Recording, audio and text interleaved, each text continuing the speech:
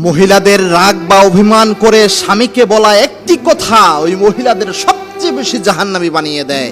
অনেক মা বোনেরা রেগে যেয়ে অভিমান করে কষ্ট পেয়ে তার স্বামীকে বলে ফেলে যে কলাত মা রয়তা মিনকা খৈরুন কত্তু, আমি তোমার সংসারে এসে কোনোদিন শান্তি খুঁজে পাই নাই, তোমার কাছে আমি কোনো সুখ শান্তি পেলাম না, আমি নারী দেখে তোমার সংসার করলাম, অন্য কোনো নারী হলে তোমার সংসার করতো না।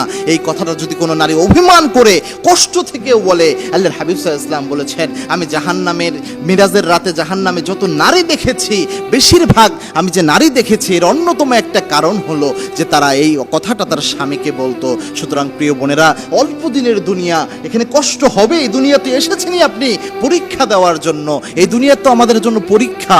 এই অল্প দিনের দুনিয়াতে অল্প খেয়েও যদি আপনি আল্লাহর সন্তুষ্ট নিয়ে দুনিয়া থেকে বিদায় হতে পারেন, স্বামীর সাথে ভালো আচরণ করে, পরিবারের সাথে ভালো আচরণ করে দুনিয়া থেকে বিদায় হতে পারেন, চিরস্থায়ী জান্নাত আপনার জন্য অপেক্ষা করছে। আমার মায়েদের জন্য তো জান্নাতে যাওয়া সবচেয়ে বেশি সহজ। তাই উচিত হচ্ছে এরকম কথা থেকে বিরত থাকা, পাশাপাশি স্বামীদেরও উচিত হচ্ছে স্ত্রীর সাথে সর্বশ্রেষ্ঠ আচরণটা করা।